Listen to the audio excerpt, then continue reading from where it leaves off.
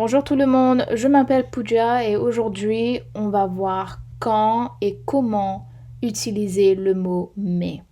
For those of you who don't know what that word means, it means but in English, right? So let's just say I go to school but I also work, something like that. So we'll focus on how to use that in French, and I'll also give you some tips on how you can make that better make better use of the word in your writing component.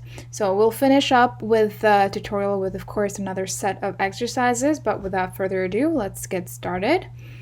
Ok, donc pour le mot mais, donc vous avez soit opposition, soit précision. So that's the two uses for it. So you could either be opposing something, right, opposing two sentences, or you can make a better precision for the second sentence in regards to the first one. Okay, let's see what I mean.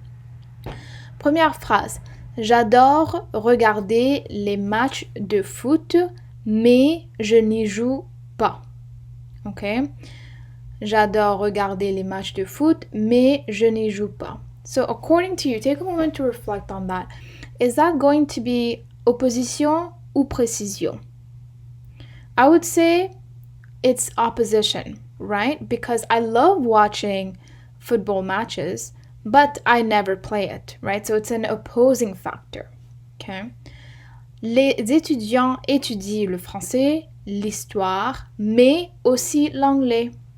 Okay, so if you were to reflect on that, that would be more precision because I'm giving you a set of subjects in addition to English, right? So I'm not saying they study French and history, but they never use it in real life, right? It's not an opposition. It's more like it's an addition to the set of courses that you're taking.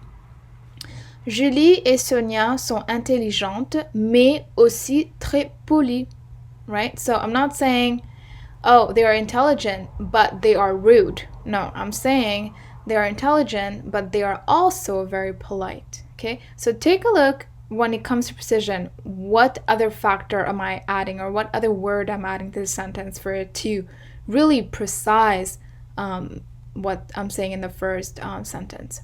La cuisine fusion est succulente. Succulente. Take a moment to say that word, succulente. It's succulent in English. Mais on n'en voit pas beaucoup à l'anglais. Okay. La cuisine fusion est succulente, mais on n'en voit pas beaucoup à l'anglais. Here again, I'm not precising anything, right? I feel like that's not even a word in English, but I'm not precising anything. I'm just saying an opposition, right? All right, so in case you didn't know, when you use aussi, it's most likely going to be for a precision. Quand on utilise mais pour apporter une précision, on ajoute aussi. D'accord? So, in case you want to do that in your writing and you want to precise something to the first sentence, make sure that you use aussi right after the mais. Okay? You'll also see that when it comes to an opposition, you have two sentences. Just look at this. One sentence, two sentence. And again, a sentence starts with a subject followed by a verb and then whatever follows. So same thing here. You have one sentence here, a second sentence here. But if you were to look at the precisions, this is not a second sentence, right? It's just whatever follows, or the complement follows. Okay, so that's just, it's not going to be something that you need to know by heart, but it obviously will help your writing and also the whole concept of when to use mais. Ok, maintenant on va faire une petite exercice. Donc, quand vous allez avoir mais et que vous allez, comment dire, préciser quelque chose, vous allez utiliser la couleur bleue. And when you're going to use mais, but then you're opposing something, you're going to use the color rouge. Donc, j'ai déjà souligné les mais ici. C'est à nous de faire les exercices maintenant. D'accord. Première question. Je suis née en Italie, mais j'ai mon restaurant en France. D'après vous, est-ce que c'est précision ou opposition? I will go with opposition. Premièrement, let's take a look at this sentence. Okay, let's talk about grammar. You have one sentence here, you have another sentence that follows, right?